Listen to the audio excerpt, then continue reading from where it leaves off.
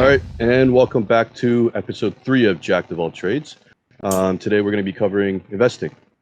Kalin, how's your trading this week? It was, okay. You were kind of staying out of the markets there.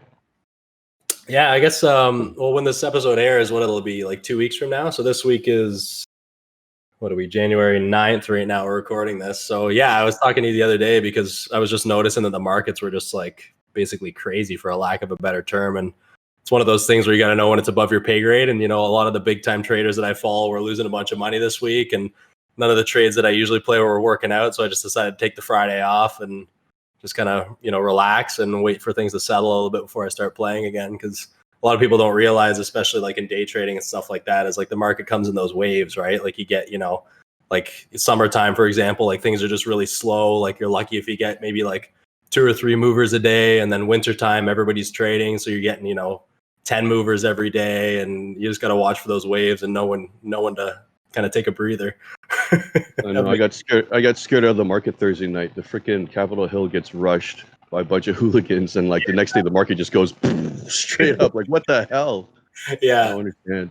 I don't understand. So I love it. I'm reading this book right now, and like all these traders in this book that are like legendary traders from the 60s and 70s, the common thing they all keep saying, they say, don't listen to what anyone else says. Like they say, just look at the market. Whatever the market's doing, that's what you got to watch. That's what's happening. Until the market shows you that it's going to turn down, like you don't want to try and anticipate anything, because it doesn't matter what's going on in the world, or if people are telling you they think it's going to crash. Like just watch the market. The market will show you when it's going to crash or when it's going to keep going. Yeah, and that ties into investing today, because a lot of it is you're not just looking exclusively at the charts anymore. You're looking at some macro events. You're looking at the market. You're looking at politics. You're looking at economics. A lot of different things. So we got a question actually on our Instagram account, which ties in perfectly for this episode. The question was from Mr. Canada 2018. He says, "What is the first thing you look at when deciding to buy a company?" And that was in reference to investing. And I thought that's a good way to start, because, well, I'll give you my answer to him and I'll give you the long answer. But my short answer to him was like, you should look at companies that are in industries you have interest in, right? Because you should expect to be doing a ton of research, not just on the company, but also on the industry, their products, and the greater market. And so, like, if you're looking to invest in Procter & Gamble, do you really want to look at toilet paper sales or like shampoo sales? Like, I think that's, I don't think a lot of people are maybe somebody would, but right. But like personally, I'm into stocks, and I know a guy that I helped recently to get into the market, and he's a gamer. So he looks up esports, right? So that's your interest area, right? You would know what games are popular, what games are glitchy, and so it's easier to research a company from that respect. So I would always recommend start in an industry that you have some sort of interest in. Right, that makes sense, because you're into all the tech stuff, right? Because you like all your cameras and your wires and all that fancy stuff. Yeah, and that's the interesting thing. I knew enough about camera companies to know not to invest in them. Really? Because I knew the sales have been declining for years now, because camera phones have been getting better. So people are buying cameras less and less these days. Right. So then in that respect, it helped me. Yeah. So are you looking at, like, for you personally, are you looking at like just tech in general, or are you looking at like, specifically batteries, or specifically, like power sources, or like what, do you have kind of a focus, or are you just looking for anything that seems like it's feasible for a good investment in that industry? Yeah, so when I first started, I started with just what I know, because that's what Warren Buffett recommends, right? You have a circle of competence, stick to it. And I knew Apple products, so I invested in Apple, and I knew a ton about Elon Musk from back in the day, from PayPal days, so I invested in SolarCity and Tesla. But even though over the years I've kind of still held those stocks, I've kind of widened my strategy a little bit, because the more I learned about investing, the more I realized that the companies that do best over time or over decades are usually industry changers. Right. So like the guys, like if you go back 30 years, the top 10, 15 billionaires are usually in the semiconductor industry. Like they made computers, right? Microcomputers, home computers.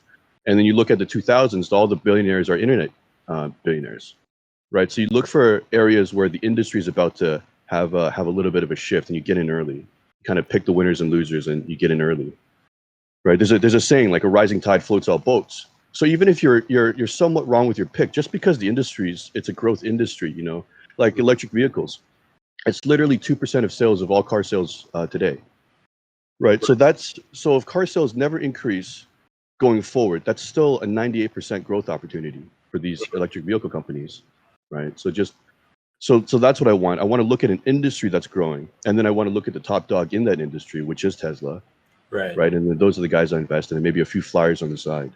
One of the things I was thinking of too, like, I don't obviously know nearly as much about investing as you do, but just looking at it from the outside, like you talk about Tesla so much, and I was thinking, not even in the, in just the sense of who's going to have the best electric car. Like at this point, it almost seems like it's more of a race to who's going to have the best battery, because there's going to be so many more things that are going, completely electric, that it's not even whoever necessarily comes up with the best car technology, but whoever comes up with like the best battery technology, to me seems like, someone that would have huge potential in basically any power market in the world, right? Like if Elon Musk comes up with this incredible battery that lasts 10 times longer than his competition, they're going to be putting it in solar panels, they're going to be putting it in cars, obviously they're going to be putting that technology in phones. Like, that's a huge market to tap into. Yeah, that's a really good point. I actually had to learn a little bit about battery chemistry, just to kind of address that question, because it did come up in my head a few times. And one of the things was, so there's a bunch of different lithium-ion battery technologies, right? Depending on what metal you put in there, it changes the chemistry so that either it has a more power density but less output, or more output and less density, right? So Elon wants to find the best battery that has a nice balance of the two. That's why his cars are such great performers. They have great range, but they also have great performance, right? Right. So like the most electric cars in China are using nickel as a base metal, as a cathode. And what that means is their range is absolute dog shit, right? But they're cheap. Right? Yeah, but they're like 30% cheaper than any battery Elon has. The difference, though, is in China, you're not really going anywhere long distance. It's not like America or Canada, right? So you get like 200 kilometers, 300 kilometers. That's actually pretty good. Yeah. Right. So that's one of the things. So I looked at a bunch of battery technologies, and you're right. One of the ones I wanted to look at was like, you never want to be blindsided by a breakthrough that kind of just destroys the company that you invested in. And from what I was looking at, like QuantumScape is one of them. They just came out, their stock just went up and just tanked recently. But so they came out claiming they had a better battery than Tesla's. But the truth of the matter is, if you learned what I learned about batteries, they're actually on the same path as Tesla. They're both in a race to develop the same thing. It's a tabless battery technology, right? It's very similar chemistry too. So it's like, it's really easy to get misinformed and invest in a company like that and be like, oh, they're going to destroy Tesla. But it's like, actually, they're on the same track. They both agree that this technology is the way to go. It's just it's kind of a race to see who's going to get there. Right. Right. And the problem with investing in QuantumScape, like as of last Friday, I think they were like a $40 billion or $60 billion company with zero revenue and zero future earnings for like 4 years out. So like what happens if they run out of funding? Yeah. Right. That's those things you got to look for, and like when you're searching the fundamentals, right? Is how much cash on hand do they have? Like I know, like for me on the day trading side of thing, like one of the things when I look for like swing trades or stuff like short-term swing trades is I'll look at companies, like, because most of the companies I trade are just junk companies because I'm just trading patterns, right? But you can actually look in the balance sheets, in their SEC filings, and you can determine like months before when the company's going to run out of cash, like almost to the week or to the day. So you do the math and you look in there, you figure the company's burning X amount of dollars per month, and they only have this much cash on hand as of March. So I know that each month they're burning through this much cash based on all their expenses right now. So as of say September 30th, something's going to have to happen, and then usually, sure enough, on September 30th, they either come out with some news article that they have some fantastic new thing that I'm just going to pile on short, or they actually raise money.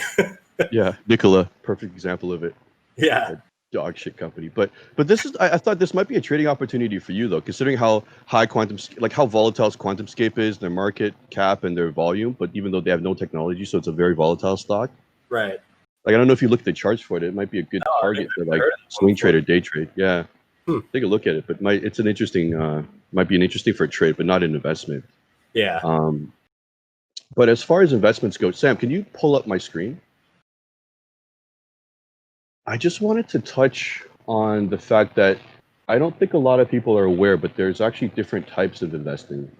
And it's important to know when you're listening to interviews and getting their feedback on like CNBC and Bloomberg and whatever, and you're listening to them talk, like a lot of what they say is only applicable to them because of the type of investor they are, right? So I consider my lineage value or long-term investors. That's Warren Buffett, Charlie Munger, his partner, Peter Lynch, Howard Marks, right? These guys will look for good companies, and they're looking to hold 10, 20, 30 years out, right? They're looking for steady gains over a long period of time, right? So there's a certain set of research and things you need to do to identify those companies. And then there's speculative investors like Kathy Woods. She has ARK Invest right now. She's like the hottest thing on Wall Street because she's got a few funds that are just doing like 2-3x a year, right? And I say speculative because what they do is they don't look for companies that are somewhat established and are profitable. They go ahead, look into the futures, and try to guess what industries are going to be changing and what new industries is going to be, right? So Raoul Paul is huge on the crypto industry, and Kathy Woods is huge on nanotechnology, DNA resequencing, electric vehicles. So, and she's got a little bit in Bitcoin too, right? That's the speculative investor, and then there's the activist investors. You probably heard of these guys. They're all billionaires. Carl Icahn, Jim Chanos, Bill Ackman, right? Whatever these guys say, it's interesting, it's fun, it adds color, but it's really almost useless because what these guys specialize in doing is they'll buy a minority share, a large minority share, even majority share in a company, and they'll force the company to do stuff. They'll bend them to their will, basically, right? Carl Icahn. Those are the kind of see in the news all the time, right? Like I know Ackman. I don't think he's made money in 3 years, and then he made a couple billion over this last crash in 2020, right? Yeah, Ackman's a gambler. So it's funny. I think we were talking about that the other day. Ackman lost billions, bleeding billions, because he shorted Herbalife. Yeah, that's right. Yeah. And the problem was he went into war with Jim Chanos because Jim Chanos was like, "Oh, you're shorting Herbalife? I'm gonna start buying the shares." Yeah, so it was like a battle of titans. It was pretty funny, right? So and Bill Ackman ended up losing that war. He was right fundamentally. I saw his numbers and I saw his analysis and I agreed. Herbalife is a bit of a Ponzi scheme, but you know, when you're shorting a stock, it's how long can you last? Because you got to keep paying that little interest of holding those shares short.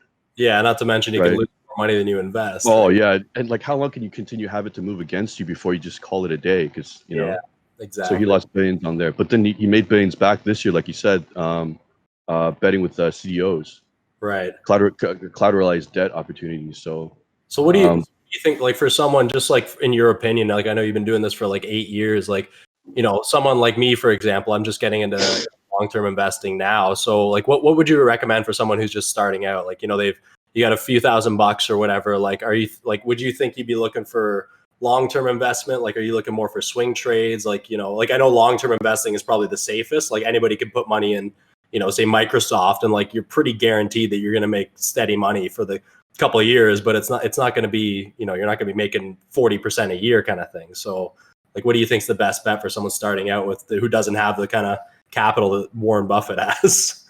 Yeah, so I would recommend, like we had recommended, I think it was on the first episode, find something that suits your personality. Because if you're a risk-averse person like me and you go into like speculative assets, that's a bad time. That's a really bad time, right? And if you went into like long-term investing and you're more of like a trader, so like I don't know if you could wait it out, like the boredom, the patience it takes. You might want to cash out if you see like a 10% move on like an Apple or something. Like shit, I got to take the profit, you know? Yeah. Right. So I think it's important to identify your personality, but I also think it's important to figure out whether or not this is money that you can afford to just tie up for 10 years, for 20 years, or this is money that, you know, maybe you want to invest it for 5, 8, 10 years and then pull it out to buy a house as a down payment or something like that. I think that those are a few things you got to kind of figure out. Because if you want to do it like, as you know, like, do you want to do this like full time for a living, or do you want to, or you know, is this kind of like a retirement fund, or is this you know, I want to buy a cottage in, you know, 7, 8, 9 years fund, right? So that probably plays a lot into how long you want to keep that money tied up and what kind of returns you need. Yeah, exactly. So it's important to like I started off as just retirement because I'm self-employed, so I'm like I don't have a pension. Start investing my own money. So most of my portfolio, most of my assets are in a long-term RSP account. Which I think really benefited me in terms of learning to invest because knowing that it's in an RSP, knowing that I can't touch the money till I'm 65, it forced me to make long-term decisions. I'm only looking at companies that's going to be around 10, 20, 30 years or growing for 10, 20, 30 years. Right. Right. And I only recently opened up that TSFA for more speculative trading, like swing trades and stuff. But yeah, so like I wouldn't be able to recommend either of these to anybody, but I would say identify those factors and then figure out and then go from there.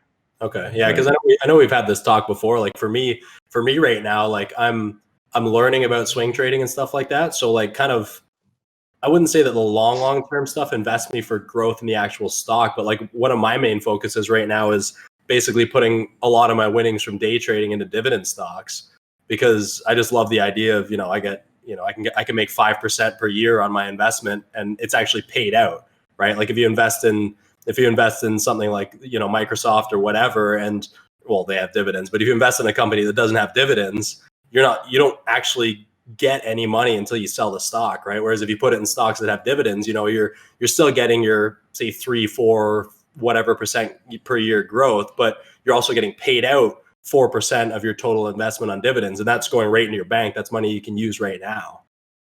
Yeah, that's right. That's actually a good point. Dividend stocks are good, growth stocks are good. Anything else is not a good investment. You don't want to invest in a stock that's kind of trading sideways or maybe just following the S&P, but they're not giving you dividends and not really growing that fast. That's just dead money. That's dead weight. And I had a few investments like that too. Actually, this is a really good lesson. So you know how I wanted to invest in industries that are growing. So there was a period there where I invested in Dropbox and Box, the cloud storage companies. Okay. So this was in the early days, and they were like $18, $20 a share. The problem was for 3 years, they were about $18, $20 a share. They just didn't grow. And this was a really important lesson for me because it helped me. I had to figure out why. And it was because there's some industries where it looks like it's fresh and it's new, but once these new entrants prove that the industry is viable and profitable, other monopolies can jump in there like with a snap of the finger because they're just well funded, and it's like a sister industry to them, so it's not too foreign. But just jump in there and eat these guys lunch, right? So Right. Dropbox and Box were the early guys. They went in there and proved that cloud computing, cloud storage was a good thing, that you can make profit off of it. And suddenly Google's like, yeah, we'll do it for $2 a month. We'll give you a terabyte.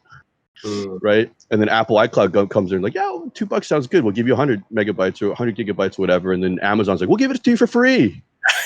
Right. Yeah. Join Prime, we'll give it to you for free. Right.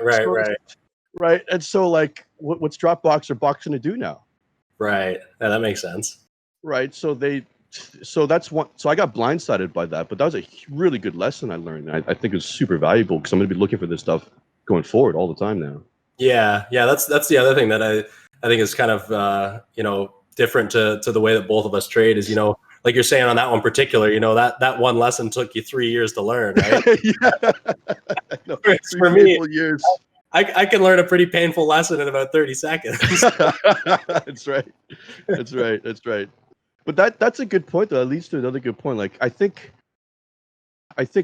you'll agree. Like trading, even swing trading, takes a lot of effort. You have to put a lot of patience and attention into what's going on in the market. Whereas investing, you kind of sit back a little bit. Like that was a 3-year mistake, but I wasn't looking at it every day, right? I was still doing my own thing, and every once in a while, maybe on weekends, a spare hour or two, I'm just trying to figure out what's going on, right?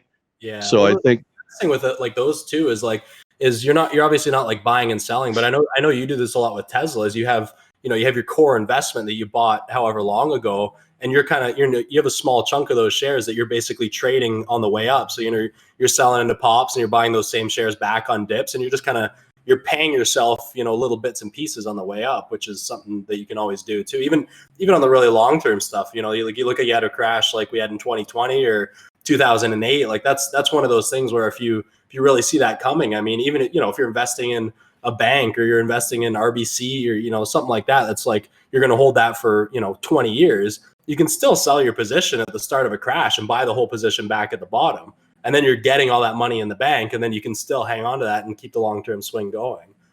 Yeah, 100%. I'm just going to plug our previous episode on day trading because we get into how to read charts and patterns like that. So, and it applies here, right? Even though it's a shorter time frame.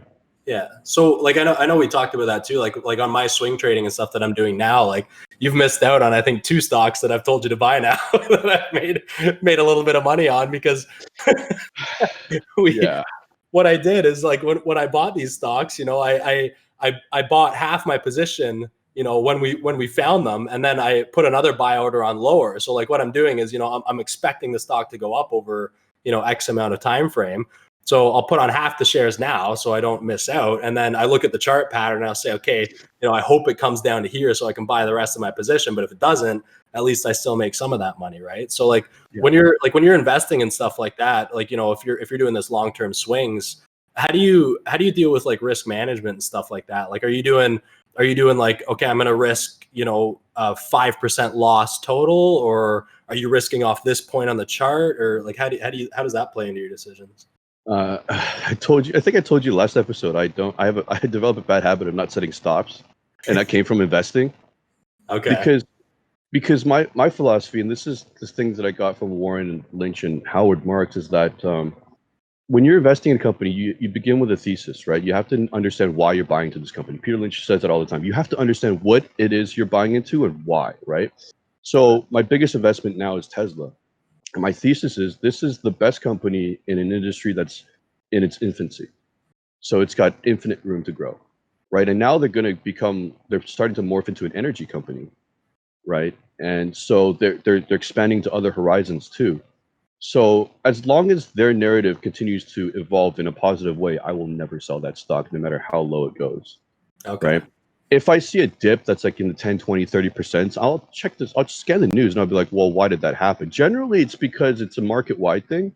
Every once in a while, because they, we talked about that in the previous episode, they issue some more shares to fund operations. So they'll kind of dilute their shareholders a little bit. But usually that's why once Elon's tweet set the stock down 10%, but like read the tweet, like understand. Yeah, it's like just kind of understand why that happened, and if their fundamental business hasn't, like that tweet didn't change their business, it doesn't affect their sales, it doesn't affect their R&D, it doesn't, right? So it's like if somebody sees a 10% dip and you realize that's why it dipped, that's a buying opportunity. Right. So for someone like you that's doing really long-term stuff like that, you probably wouldn't even sell on like a market crash or something like that. You'd probably just end up buying more, like just wait and buy some shares on the way down, or try and get some more near the bottom, if anything, right? Yeah. In the last 8 years, I've only been out of Tesla once, like sold every share once. Okay. But that was in order to leverage to get more shares. Actually, I want to tell this story because it was like, this is before I learned technical analysis. And this was like the best trade I've made that had nothing to do with technical analysis. It was literally just studying the fundamentals and just kind of making a small bet based on knowledge that most people didn't have because they didn't research. So like I said, at the time I sold all my Apple stock, and I only hold 2-3 stocks at a time. So I had Solar City and I had Tesla, and Solar City was like a sister company of Tesla's. And at that time, Elon came out of nowhere. This is, I think, middle or early of 2016. Elon said that he was going to make a tender offer to buy out Solar City, so basically merging the companies. And so when he announced that, Solar City stock actually dropped. I forgot. I think he said one share of Solar City would equal to like 0.11 shares of Tesla, something like that. That was the conversion. Okay. And so, but what I noticed was that there was a price. This is called arbitrage trading. So basically, you're arbitraging the differences. So if you were to convert that one share of Tesla into the equivalent shares in Solar City, you would look at the market and realize that the Solar City shares were selling for lower than what they should be worth if they were to convert. And this is because Solar City was near bankruptcy at that time. And the reason it was selling lower than what it would convert was because I think the market was assuming that the merger wouldn't happen, either because the shareholders of Tesla would vote no, or the SEC would disapprove of it. Okay. Right. So there was like about a 13-14% discrepancy. So I'll tell you how it played out, and then I'll tell you how I did my research. But how it played out was the merger did happen, and before that, I sold every share of Tesla I had. I put all that money into Solar City, and I actually still have the notes on Evernote. I can actually give you the formula. But I sold every share I had. I bought all into Solar City, and I figured out that if I held the Solar City stock and it converted in September, I would get a net gain of 13% in my entire portfolio. It's just like that, 13%. Okay. Because that was the difference in price. Provided it actually happened, though, right? Provided So provided it actually happened, all my Solar City stock would convert to Tesla stock, and I would have 13% extra. Okay. than if I otherwise, right? And so Yeah. that's what happened. So I ended up making, The Solar City shares would just become Tesla stock, right? So you'd be yeah, back in. exactly. Yeah. Yeah, it was like a 7-to-1 or 9-to-1 trade, something like that. I can't remember what it was, but yeah. So I did that play and it converted back to Tesla. So that at that point I was 100% into Tesla, and I've held that for the last 3 years. Okay. But how I did the math was because, well, so I started my research off by saying you got to kind of, this goes back to what Warren Buffett recommends. Is like you can't just know the company, you should know the management as well. You should know the CEO, the CFO. You should know their personalities. Like if you have a good company, but let's say their founder CEO left and they brought in this new CEO, this Harvard graduate jackass that really only cares about market cap and shares, then he's going to do whatever he can to increase shares, but maybe not necessarily make a decision that's good for the company, right? Right. Now, Elon's the type of guy that's obviously put his entire net worth out to create the company, so he obviously cares about the company, right? Mm-hmm. So my thoughts was like he's not doing this to increase share value. He's doing this to increase the value of the company. And the other thing is he's probably not going to make an announcement in something that he wasn't sure was going to happen. Right. That's just my read on this type of character. He's not a bullshitter, right? So my Okay. thought was let's go work backwards from that. If he's not bullshitting, then how can he be so sure? Well, you look at the board of Tesla, the major shareholders are his brother, his best friends, Larry Page, that owns Google, and some original VCs that are also his like really close friends. He's made them oodles of money. They freaking love him. So the board of directors would not vote against it, Right. right? And if you know the shareholders of Tesla, it's basically a cult. Whatever he says, let's do, they're gonna be like, okay, let's do it, right? Yeah. Yeah. So from that perspective, there's no way the board or the company would vote no on the decision. It was just a matter of the SEC, Right. right?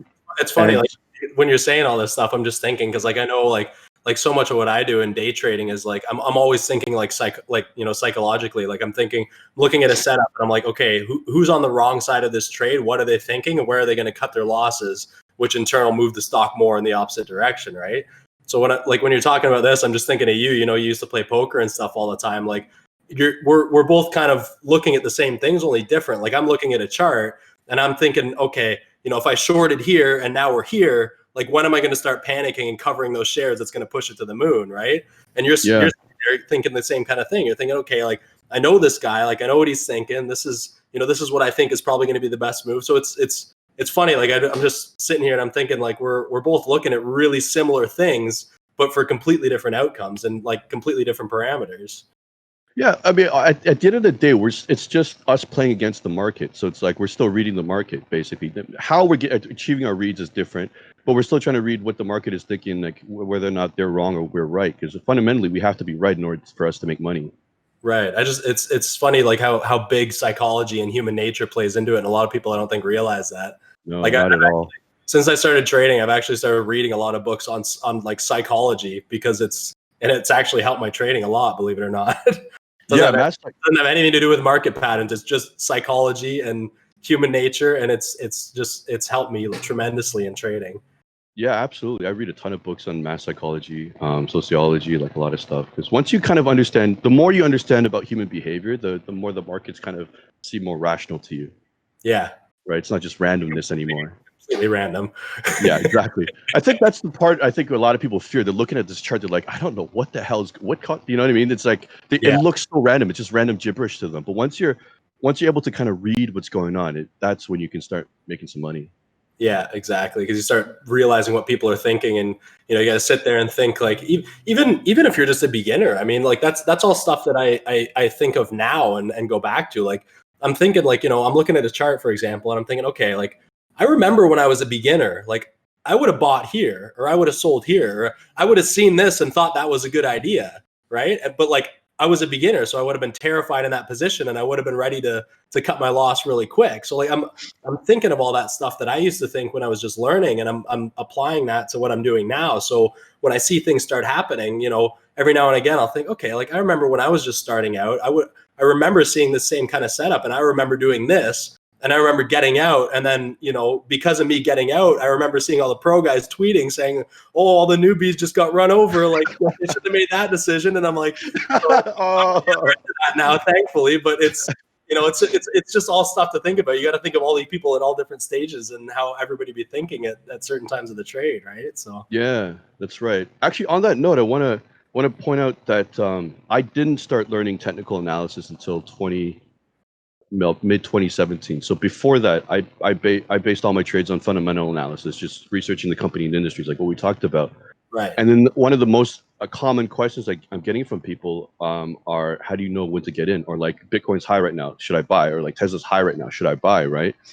And my answer is putting technical analysis. Let's just say I didn't know technical analysis, right? I'm looking at Tesla and I'm like thinking, well, it's at all-time highs. It's kind of risky to buy at this point. Maybe you want to wait for a dip, right? Right. But the other part of it is, if this was the old me, I would have thought it will probably dip, but I'm looking at 10 years ahead, and 10 years from now, I know it's going to be higher than this price, right? And so these monthly, yearly dips are irrelevant to me. As long as I look forward 10 years and I strongly believe, and I can kind of quantify with data that this company is going to be, worth more than, well, I'm betting on a 10x from here, then buying now is not expensive. Right. So I guess in that sense, almost it would really just depend on what your time frame is on the trade. So if you're looking at Exactly. a 2-year swing on Tesla, then your answer would probably be no. Like maybe you don't want to buy it right now. But if your answer is, I'm thinking about 10, 20 years from now, then, correct me if I'm wrong, but maybe you'd recommend, okay, if that's the case, maybe you want to buy, half now and then buy a little bit more on a dip or whatever, right? Assuming you don't know technical analysis. Actually, that's an excellent point. Thanks for bringing that up. The dollar cost average, that's a very underutilized technique, right? Like a lot of people immediately think that you have to buy everything at the beginning or sell everything at one point, but you can just dollar cost average it. Like you said, take a position now, maybe a quarter or a half, and wait for a pullback, right? If it doesn't pull back, it's fine. You're participating anyway. The stock's going up. You have some shares. No big deal, right? But if it does pull back, you got more bullets. You can fire them and hit your target. Yeah, exactly. I mean, if a stock's $100 and you want to buy 1,000 shares, you could buy 500 at $100, and then if it pulls back to $50, you could buy another 500, and then you're in at $75, right? So That's right. That's a perfect example. And the other common question, like while we're on the subject of Tesla, is they're like, so a lot of the criticism you probably hear on TV like every day is like, well, yeah, they sold a record 500,000 cars this past year, 2020. But GM sells millions on a regular. Toyota sells tens of millions, right? So one, why is it worth so much? And two, what happens when the traditional automakers get in there, right? The problem with this view is that it's a very narrow perspective. Like, this is why I researched the overall industry and the overall trends, right? And the perfect analogy, I was thinking of a way to give an example of this, but the perfect one I would think is, go back to like 2007 when Apple came out with the first iPhone, right? The guy, Steve Ballmer from Microsoft, laughed loud on national TV saying, what was it, a $700 phone? No one's going to buy that. Touchscreen, who cares? Like they're just laughing at it, right? And its sales comes out, and it's revolutionary technology. No one's debating that. It's the best thing out there now, but its sales are piddly compared to a Nokia or like a BlackBerry or something like that. And they're like, right, and they're like saying it's an overpriced phone. It doesn't sell very many units. It's cool, but who's going to buy it? And I'm like, well, where the fuck is Nokia now? Yeah. Where's BlackBerry? Like, so when you tell me, oh, GM does this many sales, I'm like, yeah, but are they even in the electric car market? Are they really in there? I gotta give you a quick side note on this. I used to have a Nokia cell phone. I kid you not, I ran it over with a forklift. And I swear to God.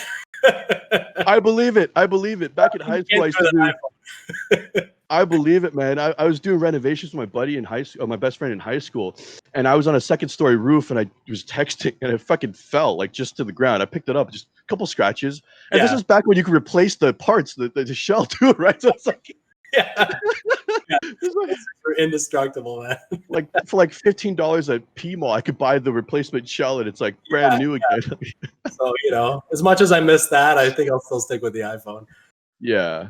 But that's exactly my point. I'm like, you need to look past the obvious, right? Like, you can't make money investing in companies. Well, you can, but you can't make a lot of money investing in companies and looking only at the obvious, because everyone else is looking at the obvious. Right. So on that point, because you know so much about Tesla, I'm just curious, like, you're talking about GM or Honda or whatever.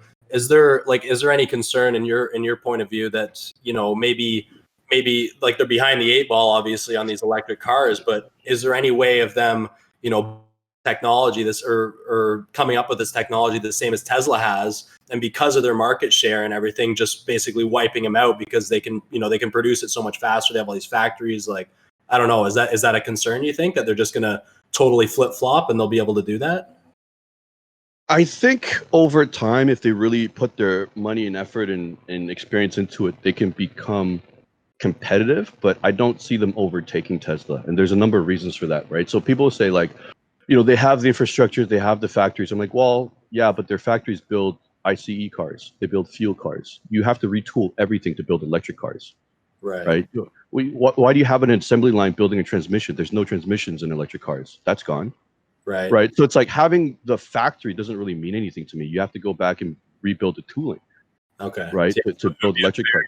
Very long process basically to get to that point. Right. So there's several reasons why automakers, the OEMs have been slow to adopt EVs. And it's not, I don't think they're smart people. I don't think it's because they think EVs aren't going to be the future. I think it's because their business model is fucked. If they start producing EVs, they will literally fuck their own business model. Right. Because of the dealer networks, right? So they sell cars to dealers. They don't sell cars to consumers, right? Right. So they sell cars to dealers. Dealers sell the cars, and dealers make money off the maintenance, right? So if you sell a $50,000 car, over the life of the car, you're probably going to make another $50,000 off the maintenance and warranties and whatever, right?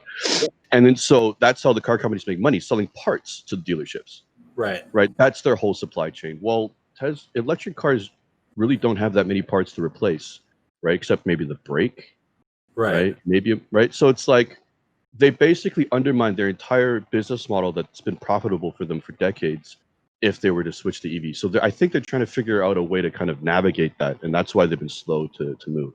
Yeah, it sounds like they almost just need to like start it as like a whole separate business, because it's not something they'd be able to just flip and start doing that. It would have to be like, okay, we're going to open a factory specifically for this and grow that as its own little business silo, and then from there we'll as we expand 10%, then we can pull 10% back on the gas cars, and that's probably how it's go then. Yeah, exactly. There's a lot of complexities to what they're doing, right? So like imagine they put 10% of their revenue towards R&D, towards electric vehicles. Suddenly maybe their shareholders are not so happy, right? Suddenly maybe GM and Ford have to cut their dividends, right? Because that dividend is going to go into R&D and building out infrastructure, right? So there's so much those guys are thinking about. It's not that they're stupid, it's not that they're slow, but it's just that they're kind of trapped.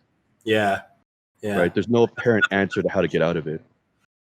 Yeah, that's a huge thing a lot of people need to realize too, is that like when you do invest in a company, I mean, that's money that the company uses to advance and do stuff, right? So like a huge part of company decisions, I mean, the best step might be to do X, but if we do that right now, we as a company and as business people know that it's going to be fantastic, but the problem is that it's like you said, like we have to pay way less dividends to get to that point. So now we're losing all our investors because they don't care about us in the future. Like they're just going to put their money in another company where they can still make those same dividends. So they don't necessarily care about the company. They just want to make money. So if the company is saying they're doing something that's going to cost them money, or it's going to make them less money over a 10-year period, everybody's going to say, well, screw that. I'll move my money over here then. Right. That's an excellent point. Just imagine you're the CEO of like GM right now, right? And you announce an electric vehicle program that's going to eat into dividends or cancel dividends for the foreseeable future, right? And then you start to see shareholders dump their money out. Like a lot of pension funds and sovereign wealth funds will park their money into dividend stocks because it's safe. Like GM's a safe company, relatively speaking, and they'll pay dividends, right? Well, if you're no longer paying dividends, those guys are out. Right. So what happens when your share prices drop? Suddenly your job as a CEO is kind of questionable, right? Because you're there to bring market, share value to its holders. And if your share prices are going down, suddenly your job's in question. Right. Yeah. Right. So really tricky waters to navigate properly. Exactly. Basically what we're saying is this is going to be an incredibly slow process. Like it'll happen, but it's going to be, it's going to be much, much slower than someone like Tesla, for example, who's done it from the start. Yeah.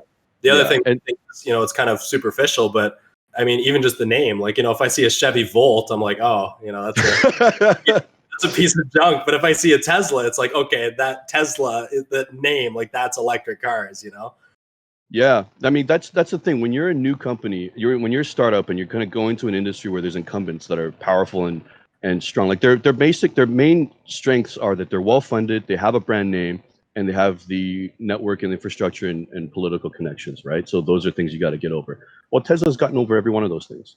Yeah. Yeah. Right? And they've branded themselves from day one as what they are. Oh yeah.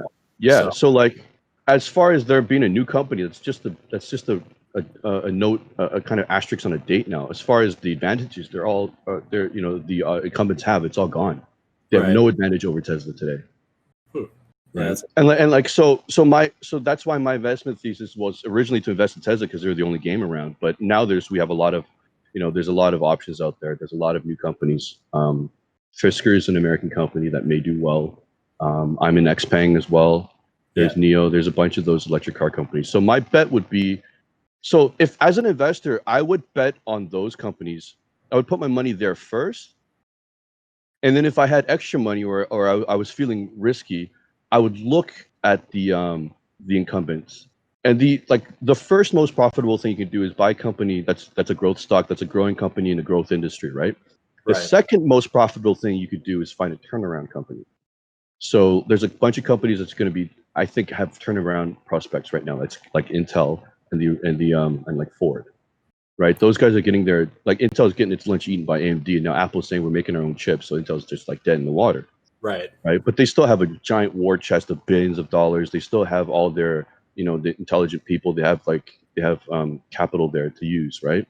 Mm-hmm. So their stock's tanking right now. But I would watch them. I would watch them to a point where, and watch the news and watch the developments and listen on in their quarterly earnings reports to see what their technological developments are. And at some point, you're going to find an inflection point where the price will be near bottom or maybe selling at a slight premium, but they have developments just maybe 12 months to 18 months on the horizon. Right. So I would get in on that stock, and then those aren't long-term holds. You only want to hold them for as long as the turnaround happens. Okay. Right. So on that note, like, what are you, like, I don't know if you want to get into this now, but like, what are you looking for in a stock? Like, where do you find your information? Like, what are some key fundamentals that you're looking at on stuff like that? Because we keep talking about, like, okay, you want to find companies that are doing this and that, but like, we both of us could list off a dozen companies that are in that same position, but maybe only two of them actually have the fundamentals to be profitable, right? So like, what are your key things you're looking at? Like, you're looking at like earnings per share, you're looking at balance sheets, like. Yeah, so it's funny. Like, somebody messaged me earlier. They're like saying Tesla's P&E, price to earnings ratio, is ridiculous, and I agree. But a lot of people think that that's the end all be all of deciding whether or not to buy into a company. And to me, and I'll explain why in a bit. But that's not what I look for at all. Okay. So Intel is it's on my watch list as a turnaround stock, right? And this is where we go back to what I answered earlier on, where it's like you really need to have an interest in the industry of the company that you want to invest in. So I like technology, not so much semiconductors, but I still understand and like technology. I understand the industry, right? And so because I wanted to get into Intel, I'm not looking at their financials at all. That's the last thing I'd look at. What I'm going to actually do is get my hands dirty and learn about semiconductors. I'm going to learn about all the nanometers and how small their chips are. I want to understand the development, right? So Intel uses what's it called? There's an architecture that they've been using for a while, the 86 architecture, right? And they went to the 64-bit architecture recently, right? Okay. So the very little bit I read about that architecture was that it was good for a while, but now Apple's chip is smoking them because it uses a technology that's developed by ARM, and it's faster and more power efficient, right? And so my idea is like, well, Intel can no longer innovate that old technology. So what I'm watching for is their news of them saying, okay, we've improved this old technology by like 10x, or we've adopted this ARM technology and made our own flavor of it. Because ARM is actually licensed, so it's like it's not something that's exclusive to one company. They license their patent to anybody, so anybody can develop it, and it's actually free too. If you develop, you can develop ARM chips at a certain level for free. Right, so that's the ones we're using in our smartphones. But if you want to go crazy with it and start developing on top of it, like Apple, then you got to kind of license it, right? Okay. But this is what I mean. Like, this is the kind of stuff you have to dig into. Like, just because I want to invest in Intel doesn't mean I can't. I need to learn about the chip architecture of it too, the whole fabrication technology, right? Okay, so on that point though, like, you're talking about Intel, or you're talking about like Tesla, or you're talking about Apple, or some of these companies you've invested in. Like, I know you're saying you're not looking at the balance sheets or the fundamentals. Is that only because that these companies are already like established? Like, for me, for example, like like I might look to swing Microsoft to make, 5% on a chart pattern I see set up or something like that. But like, I wouldn't worry about the fundamentals personally because, it's Microsoft. I know what it is. I know they're not going to go bankrupt in the next week kind of thing. But if you're looking at, if you're trying to find a stock that's, kind of flying under the radar, is that when you'd be more focused on fundamentals? Because obviously you wouldn't look at, some stock like the guy's got in his garage. He's just building this software and like the software itself is fantastic. But, the guy's, he's got, $100 cash laying on his desk and that's all he's got to develop this thing, right? Yeah, that's a perfect point. Yeah, first of all, I only really invest in these large cap stocks. Like you got to be over 100 billion. Okay. Right. Mid cap, small cap, I don't even touch. Okay. Excuse me. Stuff like even like shorter term swing trades and stuff like that. Well, I'm just getting into trading, so like maybe, but this is all looking at these companies from an investment perspective. Okay. Yeah, midterm, long-term investing. So when you're looking at any of this stuff for investing, like any of these companies you've invested in, like you're talking about technology, like you love all the technology. So you're basically just strictly looking at like the products of the company, the guys who are running the company, how they can, beat their competition, all that kind of stuff. So you're really focused on what the company actually produces more so than, money coming in or out kind of thing.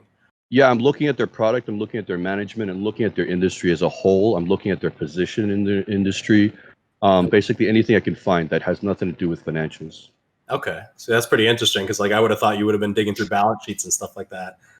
I might spend an hour digging through them, but there's not a whole lot they're going to tell you at the time you're digging through them, right? I could look at Intel's financials right now and be like, oh, it's a great company, I'll keep it on the watch list. But then like 3 years from now, let's say they've developed that technology and their financials look like dog shit, then I'll be like, well, no, I'm not going to buy it anymore, right?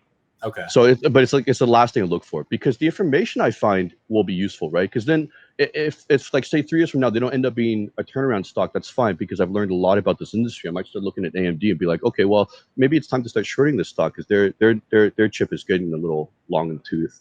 Okay, right? so that almost helps you like go across companies then for investments because if you're looking at if you're looking at these computer chips, like if you're researching the Intel one, that'll give you all the knowledge you need to, like you said, and look at different companies. If Intel becomes a bad investment, you already have all that knowledge on the products in general, and then you can apply that to different companies as opposed to if you're just strictly looking at, earnings per share, balance sheets, stuff like that. You spend all these hours and hours researching all that stuff on one company. You can't apply that to a different company. Yeah, exactly. I guess you made me realize that I basically try to become an expert in the industry of the companies that I invest in, right?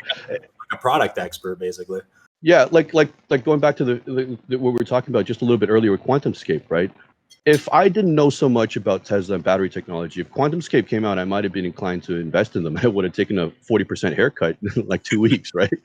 So it's like yeah, it's stop loss. Yeah, no stop loss. Exactly. Right. So it's really beneficial for you to dig in deep. Just go and fall down the rabbit's hole of whatever company and whatever industry you want to invest in and just become an expert into it.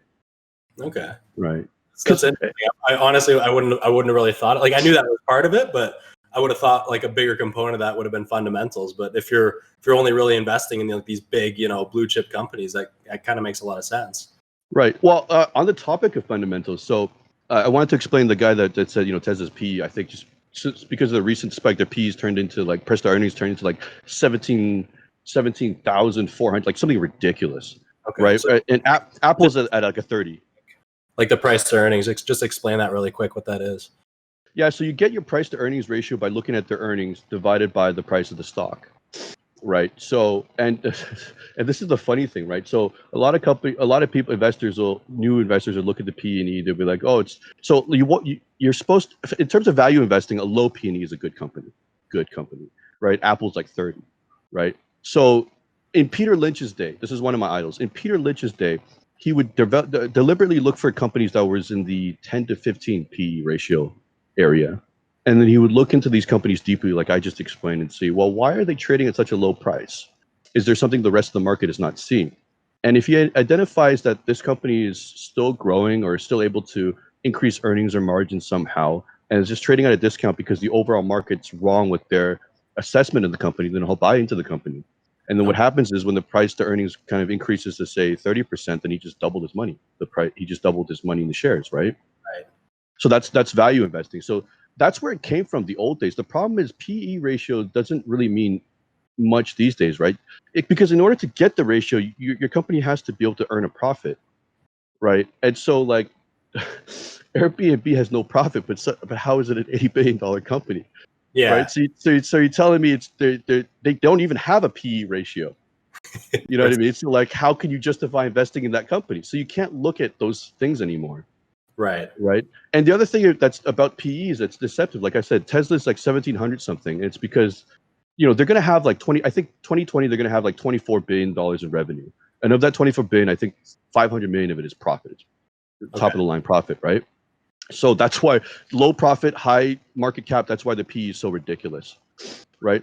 But my only argument to that is, well, what if next year Tesla's the Gig of Berlin comes online, the Gig of Texas comes online, Shanghai goes to full capacity, they're building out maybe 1 million cars a year, and when you double your sales at that size, you're not doubling your profit, you may be tripling or quadrupling, because the infrastructure price costs are one-time costs, they're not ongoing costs, right? And so like it cost them X amount of dollars to build out a network of 2,000 superchargers, but that's a one-time cost. It's already written off in previous years. Going forward, it's an asset, right? So it doesn't get marked into the price of the car anymore per unit sales, right? So let's say they sell 1 million units next year and they doubled their sales, but instead of making 500 million in profit, they make 2 billion, 4x, right? Suddenly that ridiculous PE ratio is down to 350. It's more reasonable. Right. So it's like in a 12-month period, that ridiculous number has just become more reasonable. Okay. So is that pretty typical for companies that are kind of on the upswing like that, though? Like when they go from yes, like barely profitable kind of thing, and then all of a sudden it swings up, and then once they start producing more and more and more, it'll come back down once they're profitable. Yeah, exactly. So a lot of people that don't realize this, and if you don't do the math on it, you don't realize how quickly those numbers could drop in line with something that's really reasonable. Just because they're a growth stock, they're growing sales, right? Most of their costs are not fixed costs; they're just infrastructure, one-time sale. One-time costs, right? Yeah. So like in short, basically that, like you're saying, if it's like let's say your price to earnings ratio is like 5, that means the company's making an insane amount of profits, right? It's making an insane amount of profit relative to the share price. So if you're making a PE of 5, to like expenses as well. I'm sorry. Is that relative to like the cost of operations? No, your profit is your revenues relative to your cost of operations, but just your top of line profit, just what you made that year, compared to the price of the stock. I would actually be really concerned if a company was like 5 PE. To me tells me last year they were 10, and the previous year they were 20, and they're declining.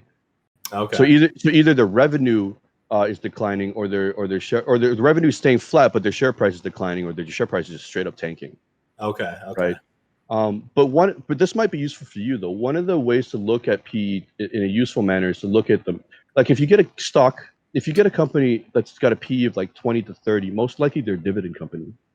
Okay. And it's because they can't reward the company with the growth you get in the stock, because it's not a growth stock anymore. So they have to reward shareholders somehow. So then they give dividends.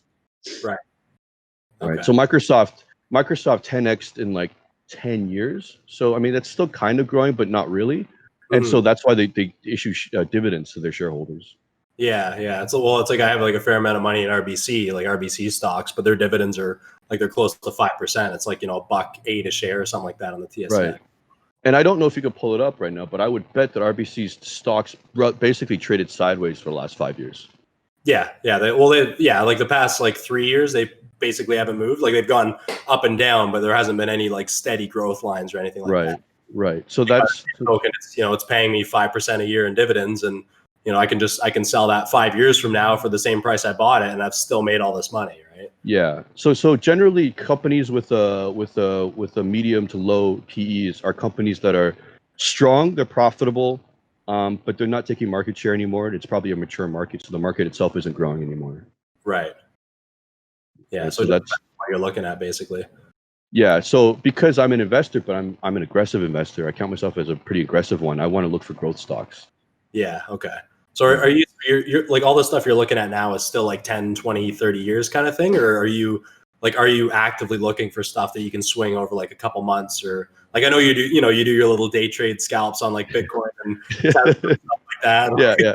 I know before we got on here, you said you got up in the middle of the night to go to the bathroom and then woke up and like didn't even realize you did it. Yeah, I didn't realize I did it. Then I looked at the charts.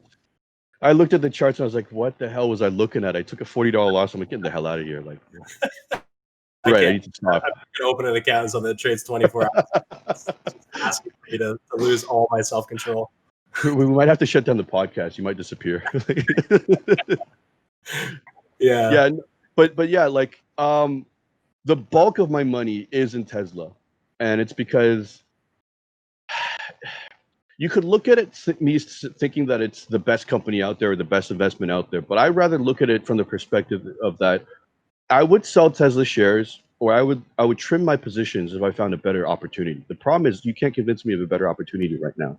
Right. And so, for the lack of a better opportunity, that money's better used held in Tesla. Yeah. Right.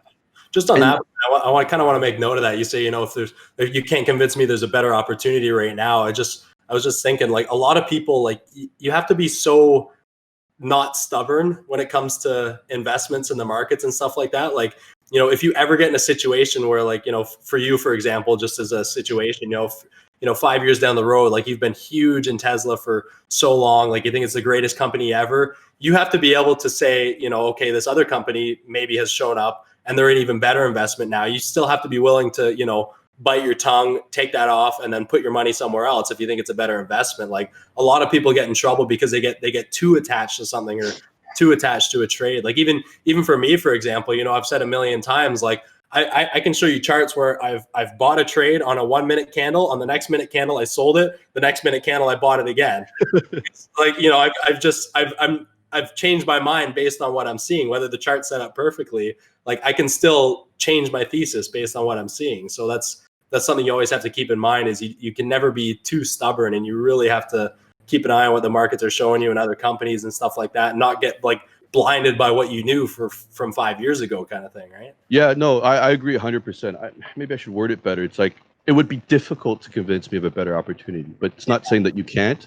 And which is why I'm an xpeng. I'm just saying, like, on that point, Yeah. it's that's just kind of a point that popped in my head to keep in mind, is you don't want to get, you can never get like too emotionally tied to something, because it is just money, right? Yeah, that is a good observation. I do know people that have gotten very attached to certain stocks because it's done them very well. But at some point, you got to be like, maybe you got to sell it. Yeah, like, it's no different than BlackBerry. That thing was fantastic, and nobody. I think of, like, all my parents and my friends' parents, like the BlackBerry. That's all you need. That's all. I don't need one of these touch screen things. I hate them. And now it's like, oh, when's the next iPhone coming out? I love it. Like, you know what I mean? So you get too attached to something like that. At the end of the day, it's just like, you got to listen to the markets, you got to listen to the trends, and, like, it's just money. Money doesn't care about you. No, 100%. This is why, like, I recommend people become an expert in the industry, because I'm always paying attention, and if something does come along, I'll be able to recognize it, right, and B, I'll definitely move on it. And which is why I've put a portion of my money into xpeng, and it's not because I think it is a better company than Tesla, especially not today. But Right. I've done the math, and I think that it may have better growth prospects in the short term. So I know in xpeng, like, we were talking about that. That's, maybe you could probably explain it a little bit better. But, like, when we were talking about it, you were saying that they're not. The reason you like them is because they're not directly trying to compete with Tesla right now. Like, they're basically just trying to capture the Chinese market. Yeah. So there's several factors. This is good that you brought it up. There's several factors I looked at, and all of them, and it was the combination of them that convinced me to buy into this company. So one, I was looking at Chinese companies, purely Chinese companies. Because looking at the macroeconomic environment, 5 years ahead, even 10 years ahead, I think China's going to outperform everybody. So I wanted a company that's a growth stock in China. That's a Chinese-based company to invest in. And then obviously EVs is something I know something about, so that was easy to transition to. And then the third one, like you mentioned, was that because I liked their business model. They have no intentions of coming to American or North American market right now. They're kind of dabbling in Europe, but they've shipped like 1,000 units there. It's nothing. They're just dabbling there. They're mainly focused on the Chinese market. So that's a really big bonus for me, because China has declared that by, I think, 2030 or 2035 or 2040, they want most of the cars, if not all the cars on the road, to be EV. Right. And knowing the Chinese government, if they want to get something done, they're going to get it done. Yeah. right? And so they've already given a $500 million loan to this company to build a second factory. So when you've got the support of the government, and you've got a former Alibaba executive and the founder of, I think it was Huawei or one of those Chinese cell phone companies, like, and Sequoia Capital invested in them. So these are all the things that I look for. So good management, good funding, like reputable people are behind the company, and their business model is good. Which, by the way, I should mention that they sell a car that's somewhat comparable to a Tesla at like 1/5 of the price of the Tesla. Their most expensive car converted to America will be $26,000. Hmm. So is Tesla not selling cars in China then? Tesla is. They got the Model 3 there, and they've just been approved to release the Model Y. The problem is the Model 3, I think, ends up being 40,000, something like that, converted over. I think there was a price drop recently, but they're selling for quite a premium compared to what xpeng is selling. Right. So xpeng producing comparable cars at a fraction of the price over there. Fraction of the price for two reasons. One, like I said earlier, they're using that inferior battery technology with lesser range, but they don't care. Like people in China don't need that range. Right. And the second thing is because they have the smartphone roots, they're willing to sell a product at a loss or break even just to grab market share. Right. So they're not looking to make a ton of money right now. They're just trying to kind of basically skate by and then just get the whole market, and then at that point it's time to grow essentially. Exactly, because they're looking ahead. They're looking at this is something that Elon pioneered that the Chinese companies recognized like almost instantly, was that a car is going to be a lot like a cell phone from now on, where you buy the car and you could continuously sell upgrades, software as a service. Right. And so that's what they're doing. They have a Siri feature in the car now where you can talk to the car and it give you information, data, navigation, whatnot. And then they're doing autopilot technology as well, right? So it's like you sell a unit of a car, you're going to be able to upsell them on software as well. Okay. Right. So these things all combined, I'm like, this is a good looking company. Right. And sorry, go on. No, sorry, go ahead. I was just going to say, so what's one of the things that you'd be looking at? Like, obviously you're always looking for red flags. So like for me, looking from the outside, like I'd just be thinking, what if we get to a point where Tesla's selling cars for the same price as their cars over there, but they have that advanced battery technology? Would that kind of be like a time when you'd maybe want to get out of xpeng, or like obviously like you're just predicting essentially what might happen, but like what would be kind of one of the biggest scare factors for you right now, do you think, with that type of technology out there? It would probably be that. That's a good point. It would probably be that. And Tesla has announced a 25,000 USD car, kind of like a coupe thing, built on the Model 3 platform. But that car is minimum 2 to 3 years out. Right. So until then, like a lot is up in the air. So why not get in on this, get this trade, right? So xpeng is not exactly a long-term holding for me, but at minimum 4 to 5 years, I would say. Yeah. Basically, until Tesla kind of gets something cheap enough out there, right? Right. And the thing is, I had some people message me and ask me, well, because I post that I bought xpeng, right? And they're like, well, why didn't you buy NIO? All right, it's a little bit slightly older company, much more market cap and whatnot. It was like, well, this is where you got to look into the business model. They are championing battery swap technology. They believe in building these stations where you park the car versus charging it, you swap out the battery. And this is something Tesla explored like back in 2013. So they pioneered that, and they had a pilot station in California. They realized it wasn't feasible. People didn't care about swapping batteries. Yeah. These guys have an interesting twist on it, which may or may not work out. It's that you could buy the car minus the cost of the battery, which is about $11,000. Okay. So you could buy a $50,000 car for $40,000, take it off the lot, and pay like $160 a month leasing a battery. Really? That's NIO? NIO, yeah. And leasing that battery, you get like 6 swaps a month or something like that. Really? Yeah. So that's an interesting play on it, but in my mind, I'm like, the infrastructure you would have to build to have available battery swap stations. Yeah, it doesn't seem like it's very feasible for like mass population. Yeah, like when you need it, and I'll charge at 100%. Like, I don't know, man. So like with that lease, you actually like you drive the car in, and they just put a new battery in your car. It's all automated. It just falls out the bottom, slide up at the top. Oh my God.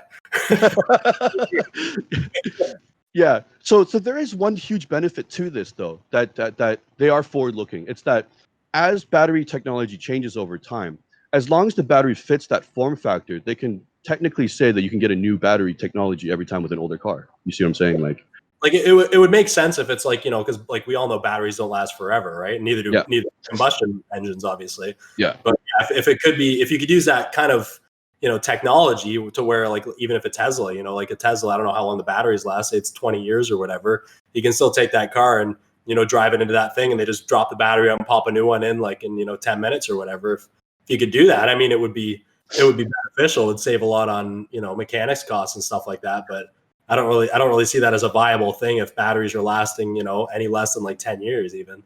Yeah, that's Elon's bet. He knows the technology so well that he's like, our batteries will last longer than you would want to keep the car for. Yeah, And that's so like people realistically keep it longer than, you know, like 10 years. yeah, so like swapping it out is just it's a fun thought, but I don't think like Neo's lose just bleeding money. I mean, just you're gonna bleed money building out the infrastructure for that. So I don't want to be on that ride. I've traded them a few times just to show you. Oh, it's a fantastic trade. Have you seen Solo? Have you seen that one? Which one? Solo, SOLO is the ticker name. No. It's another electric car, but oh my man, they have this like this little like, you know, Austin Powers when he's got like that little 3-wheeler thing in Goldmember. Okay. That's what their car looks like. Okay. It's hilarious, and their business is run out of like an apartment building. Like it's unbelievable. But they're the same. Anytime Tesla starts going, Neo and Solo start going with it. Are they an Asian company? I don't even know enough about them, man, to talk. Traders. Yeah, because I looked into that for a little while. There are companies making like those smaller, like weird, like tricycle three-wheel motorcycle vehicles, and I thought it was bizarre for a second until I did some more research, and I'm like, well, there's a lot of countries like Vietnam and Singapore that's like high, dense populated areas, in India especially, where you probably can't even get a car through the roads. So something like that would actually sell quite well. I guess, yeah. I know. Obviously, I'm just thinking of like Canada over here, and I'm just looking at that thing driving down the 404. It's just not a good idea. Yeah. The problem is like you're not gonna get good money selling those things. Like even if it's a high population, it's like probably a lower priced item with very thin margins. Like I don't know how profitable the company's going to be over time. So I wouldn't invest in those. All right. Yeah. We went on for like an hour. Do you want to maybe wrap it up here? Or? Yeah, I just you know what I want to leave off with. I think a lot of people have the idea that investing is a waiting game, and it's like we mentioned in the previous episode, it was like maybe 10% a year accumulation. That's a good year. Right. In general, that's a good year, especially if you have your portfolio managed by somebody, or if you buy an index. If you buy an index, God, maybe 5% a year. But stock picking is you can make a lot of money. That's what Peter Lynch. So I want Sam, can you pull up the screen again? I'm hoping that people who are watching could write down some of these names. Listen to everything you could find on Peter Lynch on YouTube. This guy he was a fund manager at Fidelity. He worked his way up as a researcher and ended up taking on a fund himself, I think in his early 20s. And it was the Magellan Fund. And at the time, it was about it was either 134 million, it was like 13 million, something really low. And he turned that fund into, I think about 14 billion by the time he left. He retired in under 20 years, and it was $14 billion. He like 1,000x that thing. And he has the record for the best performance of a fund manager of all time. He increased the value of that fund by 29% a year for 20 years. Wow. Yeah, that's a good record. For 20 years. Yeah. Right? Very impressive.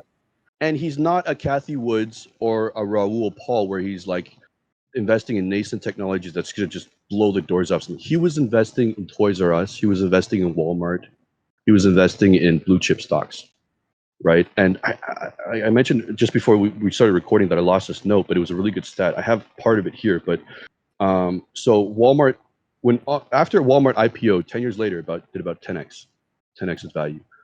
And that's when he invested. After Walmart was out for 10 years, it went from like a few dozen locations to 500 locations, to 10x, and then he invested at that point because he asked the question, well, they have 500 locations, but how big is America? How big is Canada? How big is the rest of the world? So how big is the growth opportunity? And in the 20 years following his investment, Walmart 50x. This is Walmart. Yeah. Right. So it's like, I don't care what number of dollars you put into it to your investment portfolio, 50x is just an unreal number. Yeah, that's insane.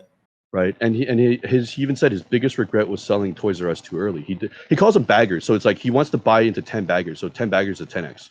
So he invested into Toys R Us. It was a 10 bagger, got out of it, did another 20 bags. So this is what I mean about identifying companies in growth industries. The prospects of the stock itself are just phenomenal. Right. Yeah, that's insane. Like someone that can make that much money consistently year after year on long-term investing. A lot of people might not realize it, but that's very, very impressive. No, and that's why I think if you have the aptitude and you have the interest, get into stock picking. Don't buy an index. Don't follow the trends. Do your research. Have fun with some industry that you really enjoy looking into, and just stock pick and become an expert in that industry.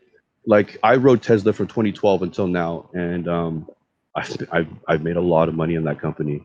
And just anecdotally, Sam, our mutual friend, he owns a bunch of sushi restaurants. One of the sushi chefs bought into Tesla in 2012, just a little bit of holdings, right? He never sold, continued to increase his position over that time. It's well over $1 million now, that position. Yeah. So, but that's obviously something that you research in, and you said, you got to know everything about it, right? Like so many people, the thing is, they don't want to do the work. Like, you and I are doing, like, you're self-employed now, but like, I still have a full-time job. So like I'm doing all this stuff outside of work hours, which a lot of people aren't willing to do. But I mean, the bottom line is you could, throw your money into an index and make your, 6-7% a year, or you could take the time, research something that you enjoy, which should be relatively fun for you anyways, because you're learning about stuff that you like. And then all you're basically just buying into those companies that you know everything about. And like conviction is a huge thing on that too, that a lot of people might not really realize until you get into it. Like, if someone like, even for you, like if you were to recommend Tesla to me, 12 years ago or whatever, 2012, I mean, then, I might buy into it because you've convinced me how to do it. But if I don't know enough about it by myself, if I'm up 100% on the position, I'm probably just going to sell because I don't know what you know about the stock. So like, I'm thinking, I should probably take my money now. It's like, it's the same thing with the kind of trading I do. Like, I could teach you how to play a specific setup, but if all you're doing is saying, you're in a chat room and Kalin's like, oh, Kalin said, buy it now, so let's buy it. Are you gonna, if it pulls back a little bit, are you just gonna sell because you're scared? Probably, because you don't have conviction in that trade. So like I think the ability to sit in it like long enough and be really comfortable with it and really understand why things are happening, you like, there's no way around it. You have to do the research yourself. Like even if you have a fund manager, like you gotta know what you're in. You gotta know why you're in. And it'll just give you so much more. It'll just take the stress way down because you're not going to get scared out of the dips. You're not going to be selling on every little pop because you think it's as high as it's ever going to go. I think that's probably one of the biggest keys. Is just you gotta take the time to learn whatever you want to do in investing yourself. Otherwise, you'll never have the ability to stay in it long enough to make really good money. Yeah. And actually, that's Peter Lynch's, I think, number one recommendation or advice for people that are getting into investing. He's like, anybody can invest. Your mom can put some money into the market, but do you have the stomach for it? Yeah, exactly. Like, if you're down 100% on your position or something, like, a lot of people get scared. Look at this last market crash. What if you bought your stock? What if you bought a whole bunch of stocks in the company that you knew was great in January, and then it crashed down, 40% because of coronavirus? I mean, right. If you don't know what you're in, you're probably going to panic and sell and take a huge loss. And then, 8 months later, you're right back up to new highs. So. Exactly. And actually, on that note, I'm going to try my best for next episode to get a friend of mine who works at CIBC on. He's a trader at CIBC. And I think it's going to be important for our viewers to watch this episode because we're going to talk about those financial advisors and how the vast majority of them are bullshit and they're just trying to sell you products. Yeah, there's a lot of that out there. That's unfortunate, but it's the way most industries are. Yeah. So stay tuned for that. All right. Yeah. Remember to like and subscribe, guys. Support us in our ventures, I guess. Take care, guys. See you later.